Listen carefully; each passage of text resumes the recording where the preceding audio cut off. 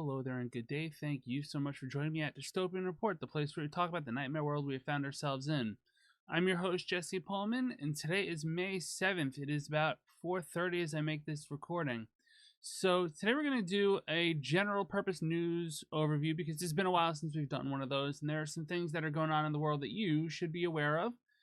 And we're just going to go through it. We're going to go through about 4 stories, and some are breaking news, some are old news. So let's dive in. First, we have the brewing war, possibly, between India and Pakistan. That's right, India and Pakistan. They've been quiet for a while, except they haven't really. We have an article here from The Guardian from their reporter Dan, I hope I'm saying this right, Sabag. It's titled, India's Pakistan Strikes Show How Warfare Has Been Normalized Again. And basically what has happened is that following a terrorist attack by a Pakistani group in India, India has been increasingly ratcheting up its military posture, denying civilians access to water, those sort of things.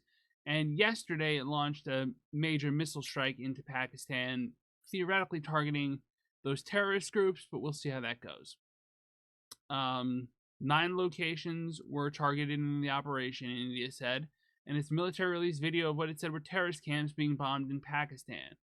4 of the targets were in Pakistan's populous Punjab region, which has not been attacked by India since the two countries fought a full-scale war in 1971. So that's how that's going. Not great, in other words. It's always interesting when reddit.com/r/worldnews sets up a live thread, and you're looking at that right now if you're looking at the screen, if you're not just listening. Again, reddit.com/r/worldnews has a live thread on the India-Pakistan conflict. It basically just catalogs a bunch of news, puts it all together in one place so that it's easier to access. I like these. They've had one for the Ukraine war now for like 3 years, and it's very helpful for basically knowing what's going on with a breaking news situation. There have been reports of cross-border artillery shots. Pakistan has called this an act of war, and it's just something to be aware of. It's not a great situation. Both countries have nuclear weapons, so if they really wanted, they could probably kill like a lot of people. That's not good. Anyway, moving on to a story that I wanted to cover but didn't. We got an article from Reason.com by CJ Ciaramella entitled, Justice Department Memo Claims Alien Enemies Act Allows Warrantless Home Searches and No Judicial Review.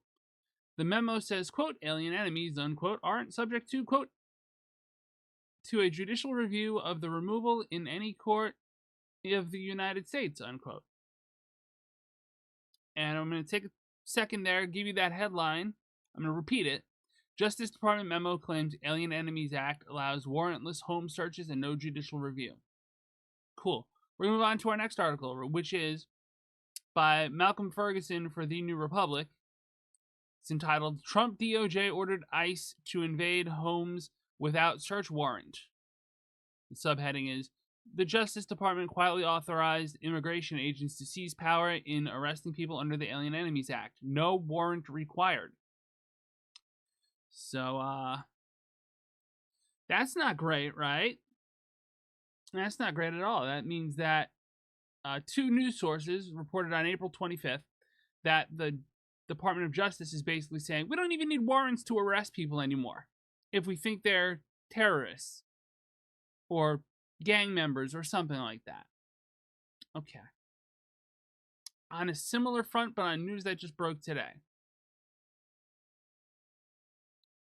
we have The Guardian. I like The Guardian. U.S. planning to deport migrants to Libya despite hellish conditions, according to reports. Libya's provisional government has denied claims flights could happen as soon as this week. And the article goes into... did I say who this article is by? I did not. It is by Lorenzo Tondo in Palermo and Edward Helmore in New York. Sorry about that, guys. So, basically they're talking about sending migrants not just to concentration camps in El Salvador, but actually to Libya, where migrants are trafficked, tortured, and ransomed. The country's in a civil war. Excellent.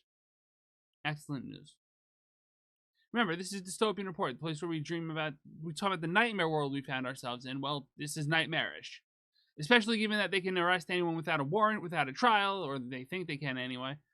Yeah, it's great. And in order to do that, all they have to do is match a checklist, which anyone can be sent. I mean, our last video was about them deporting 3 children, and that took so much energy out of me that I couldn't make another video for like a few days.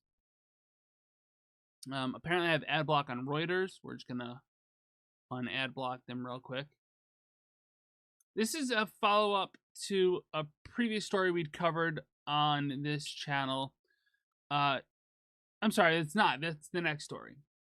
Trump plans to end Energy Star home appliance program amid EPA reorganization. So for those who don't know what the Energy Star is, this is reporting by Reuters. They don't give their reporters names because why would they? Maybe that's why I had them ad blocked. The U.S. EPA plans to end Energy Star, a program whose iconic blue labels certified the energy efficiency of home appliances for more than 3 decades as part of its broader reorganization. So Energy Star is a program where if you... I might need my microphone. Where if you match certain energy use criteria, you get a blue sticker, basically. And I was taught as a child that you buy those because those are the things that are good for energy, good for you, good for the planet, etc., etc. And unfortunately, the EPA just doesn't care to continue this widely known program anymore. I don't know what to say. It's stupid. It's the kind of thing where, like, we're so anti-woke, we're going to get rid of energy guidelines for consumers now. Because who cares about that? It doesn't matter if you want to save money on your energy bill. Gas is going down in cost. That's because demand is going down, which means less jobs. But that's another story.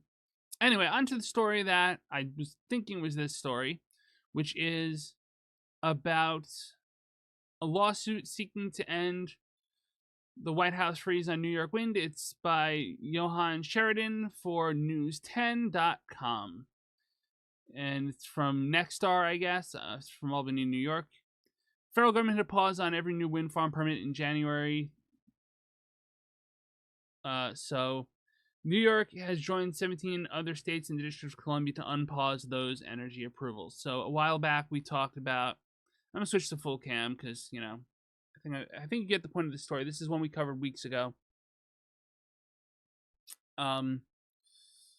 We have, you know, a wind farm off the coast of New York that was being built, that was approved by the government, that was in progress, that the feds stopped because they wanted to stop it. And, you know, we're trying our best to get that wind farm built because that's a good thing. You know, it's almost like if we're going to have energy that's abundant, we're going to need green energy, and green energy is good for the environment. So, yeah. Sorry, my brain's kind of failing. It's been a long week, and while I'm doing all right, I'm just tired. The point of the matter is, these are some of the stories to be aware of. India, Pakistan, warrantless searches and arrests, deportations to Libya now, Trump ending Energy Star, and then a lawsuit seeking to revive some things. So this program, Dystopian Report, you can see the letters behind me, kind of, sort of. We adhere to the Terminator 2 maximum of there is no fate but what we make. So what are we going to do about this? Well, we have June 14th coming up, which is Trump's birthday, the Army's parade day, and also the Day of No Kings. We'll talk more about that in a separate video because that's a ways away. That's being planned well in advance. It's kind of like the original hands-off protests, you know, planned well in advance. And I'm hoping they're very good movements. May 1st, I was unavailable to protest myself, but I do know that there were protests that took place in my area and probably yours. We can get out and protest. You know, New York is, for once, doing the right thing by suing the federal government to try to get this stuff built. And you can donate to a legal fund if you want to see certain things happen. There are legal entities out there that are doing good work. Democracy Docket is one that does a lot of voting rights oriented stuff. If that's your jam, go for it. ACLU, they are very free speech. If that's something important to you, support them. Find a local group that you believe in, that you want to support them. Me personally, I support the Working Families Party. You are free to do whatever you'd like. Those are just some things you can do if you have the means to do them. If you don't have the means to do them, volunteer work, even if it's something like volunteering in a soup kitchen or a food pantry, those places are going to need a lot of support. I know one of the protests we had in my area actually was it was a hands-off protest, and the Goodwill Act was to try to provide a literal ton of food to a food bank. I didn't have any spare food. I made a donation instead. So I actually donated to 2 food banks. So we have a lot of stuff that you can do that will help in some way. And I guess I'm advertising Rode. Sorry about that. I generally don't advertise stuff on this channel, but it's the equipment I use. If you ever want an equipment rundown, I'll give you one. It's a lot.